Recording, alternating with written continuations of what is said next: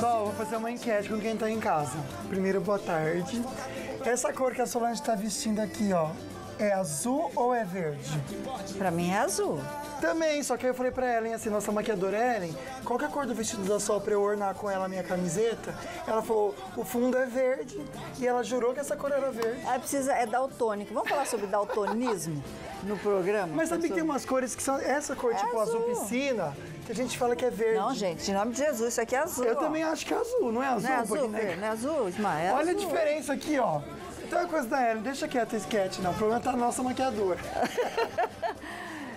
E bora começar, né, Lá? Não é azul, gente? É azul. É azul, olha que maravilhosa. É azul. Isso é um corpão vestido com vestido azul. É azul, azul. Bora lá começar. Obrigada, Luquinha, pelo meu azul. Acertei. Começar o programa de hoje. Muito bom estar pertinho de você, mas agora a gente vai alimentar um pouquinho a nossa alma e alimentar o coração. Mensagem que o Luquinha escreveu para você hoje. Tenha paciência com a pessoa que enxerga a vida de maneira diferente da sua, de outra maneira. Aí você pode fazer um esforço para entender o próximo. Quem disse que ele faz para te entender? Não é verdade? Então presta atenção nessa mensagem do Luquinha. Aliás, olha, o que tem no programa? Só o Brasil comemora o desempenho de estudantes de escolas públicas e privadas na Olimpíada Mundial de Matemática, e câmeras de segurança do metrô de Buenos Aires registraram um acidente assustador. Participe ao vivo do programa, converse com a gente e tire suas dúvidas. E claro que tem prêmios para você no Face, um super kit com produtos da Tracta, Polipet, Cooper, Otovip e caixa de azeites. Tudo isso você vai curtir, marcar 2 amigos e compartilhar a fotinho. Acessar o Face, então, facebook.com/falando nisso Band. E se você ligar ao vivo e faz sua pergunta, você vai concorrer também a 4 vales para um almoço delicioso no restaurante Consciência, que fica no centro de São José dos Campos. Ligou, participou então, seu nome já entra no sorteio. Bora aprender bastante? Hoje é o dia de Papo Cabeça.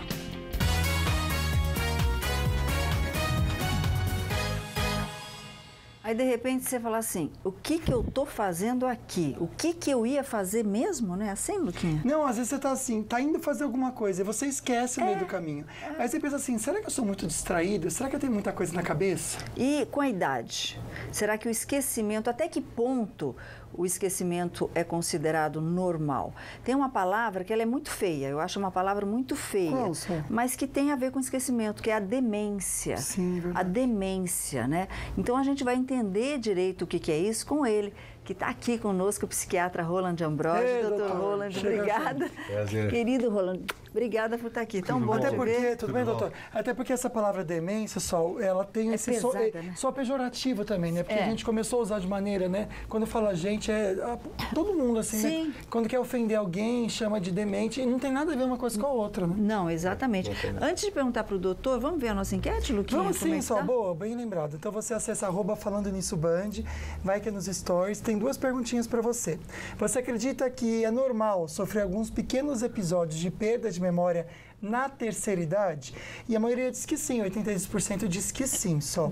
Você sabe diferenciar um simples esquecimento de um quadro mais sério de perda de memória?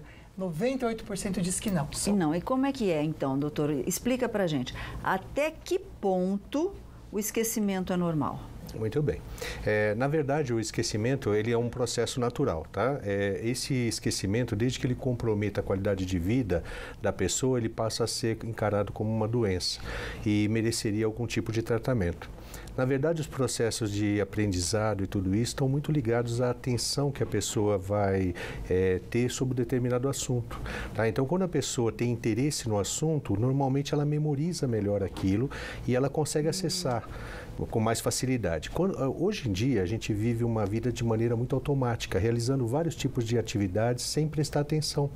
Então, nesse contexto, muitas vezes a gente pergunta onde é que eu deixei isso, o que aconteceu com aquilo, o que eu vim fazer aqui nesse ambiente, abre a geladeira e não sabe o que vai pegar lá dentro.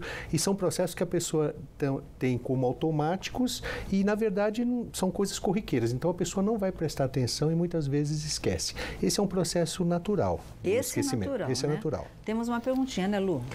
Sol, tem gente que vive esquecendo o aniversário da esposa, né? Tem. A gente pode falar isso depois. Para saber se é lapso de memória ou se é sem vergonha mesmo, né?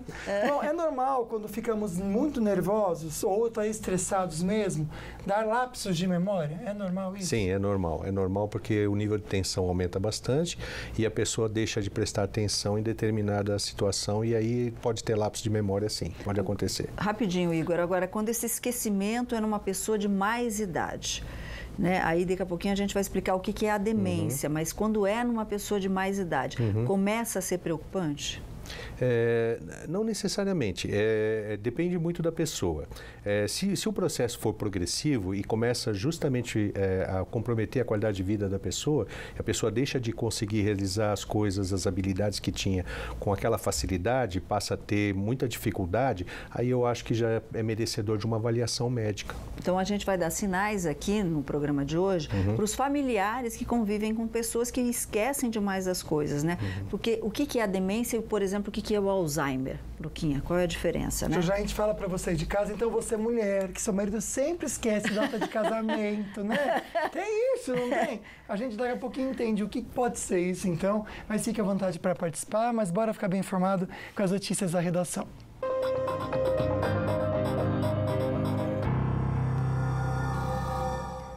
E um esquema de segurança foi montado no entorno do Tribunal Regional Federal da 4ª Região em Porto Alegre para o julgamento do recurso do ex-presidente Lula no processo relacionado ao sítio de Atibaia. E é para lá que nós vamos agora saber os detalhes com o repórter Jonathan Bittencourt, que fala com a gente direto de Porto Alegre. Boa tarde, Jonathan.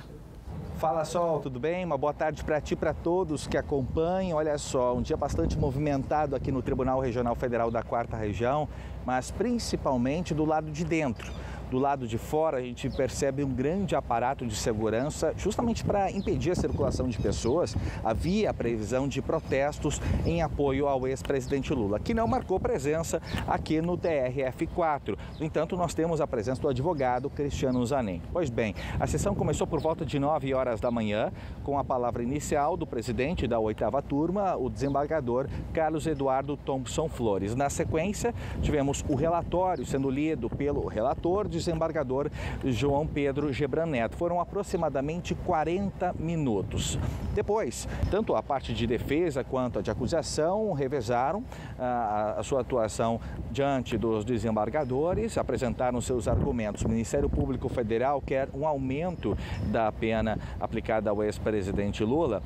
Em primeira instância, foi de 12 anos e 11 meses de prisão por corrupção passiva, ativa e também lavagem de dinheiro. Já a defesa do ex-presidente Lula, representada pelo advogado Cristiano Zanin, quer a absolvição do petista. O caso teve início justamente na Operação Lava Jato, esse caso do sítio de Atibaia, acabou vindo parar aqui no Tribunal Regional Federal da 4ª Região, mas antes passando pela primeira instância. E lá nós tivemos o acolhimento por parte do Judiciário das acusações do Ministério Público Federal de que OAS, Odebrecht e também a empreiteira Chain fizeram reformas no sítio de Atibaia, avaliadas em pouco mais de R$1 milhão, o sítio de Atibaia, que seria usado e de propriedade real do ex-presidente Lula, o que é negado pela defesa do petista. E essas obras, elas teriam sido uma forma de pagamento de parte da propina por contratos firmados com a Petrobras. Eu passo a palavra para vocês aí no estúdio, Sol. Muito obrigada, Jonathan. Bom, está no intervalo agora esse julgamento, que deve ser retomado daqui a 5 minutos, às 2 horas da tarde. Virando um pouquinho a página, líderes dos partidos e o comando do Congresso fecharam um acordo para que o Senado desista de levar adiante o projeto de lei sobre a prisão de condenados em segunda instância.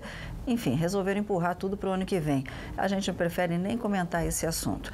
Agora, virando novamente a página, o corpo do apresentador Gugu Liberato sairá hoje à noite em um avião comercial dos Estados Unidos. As informações agora com o nosso repórter Pedro Souza, que está na redação do Falando Nisso. Pedro, muito boa tarde. Qual o horário previsto para a chegada no Brasil? Boa tarde, Sol, Lucas, aos amigos do Falando Nisso. Olha só, logo pela manhã, às 7h30, no aeroporto de Viracopos, em Campinas, onde a Receita Federal já preparou um esquema especial como equipe de plantão para a liberação de uma urna funerária. A repórter Eleonora Pascoal tem mais informações direto de Orlando, nos Estados Unidos. O corpo do apresentador Gugu Liberato já está preparado para ser repatriado para o Brasil. Neste momento, ele se encontra em uma sala especial com uma refrigeração também extremamente adequada para as condições de embalsamamento a que ele foi submetido. Ele deve embarcar num voo da companhia Azul, que sai daqui de Orlando às 7h15 da noite. Daqui da funerária, a previsão é que ele saia entre 9 e 10h30, 11 horas da manhã, o mais tardar o horário aqui de Orlando, cerca de meio-dia aí no Brasil. Isso porque, de acordo com a lei americana, todos os corpos que precisam ser embarcados em voos diurnos precisam chegar no aeroporto 8 horas antes do embarque. Então, a gente calcula que antes de meio-dia horário do Brasil, ele deva sair daqui da funerária. Ele chega em Viracopos às 6h05 da manhã, vai em carro fechado para a Assembleia Legislativa de São Paulo. Meio-dia começa o velório aberto ao público, que termina na sexta-feira por volta de 10 horas da manhã, quando então sai em carro aberto para o cemitério Getsemane, no Morumbi. Pois é, muito obrigada, Eleonora. E a Assembleia Legislativa de São Paulo, Luquinha, já está com um esquema de segurança também todo pronto aí para receber os fãs de Gugu que querem visitá-lo e dar o último adeus. Perfeito. Só conversar com o Pedro agora sobre as estradas, imagens a Tamoios. Parece que bem tranquilo por lá. Exatamente, viu, Lucas? O motorista faz boa viagem na Tamoios. Lembrando, tem o Parecida ali devido às obras, mas nada que atrapalhe a viagem do motorista nesta quarta-feira. Na Presidente Dutra também tráfego tranquilo em toda a região, nos dois sentidos, sem problema algum para quem viaja nesta quarta-feira. Obrigado, Pedro. Bora falar sobre o tempo. Para hoje à tarde tem previsão de chuva, mudança de tempo especialmente em São José dos Campos. Bora conferir então. Campos do Jordão, máxima de 23 graus, mínima de 14. Previsão de tempo instável lá, também em São José dos Campos, máxima de 30 graus. Previsão de chuva também em Lorena, com máxima de 31 graus agora à tarde. São Sebastião e Ubatuba, máximas de 29 graus. Previsão de chuva também no litoral. Em Taubaté, também chove hoje. Aliás, nos próximos dias o tempo vai estabilizar mesmo para Taubaté para domingo, viu? Máxima de 26 graus. Agora em São José dos Campos não está aí para vocês, mas amanhã cai bem a temperatura com máxima de 22 graus pro dia inteiro de amanhã. E um susto, um homem distraído caiu nos trilhos do metrô por causa de celular também, viu, Sol? A gente já comenta com você e quero lembrar que daqui a pouquinho tem dicas de saúde com a Vale Infusões.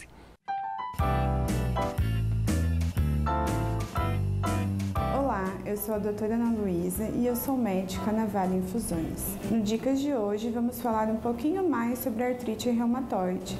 Nos vemos já já. Olha lá.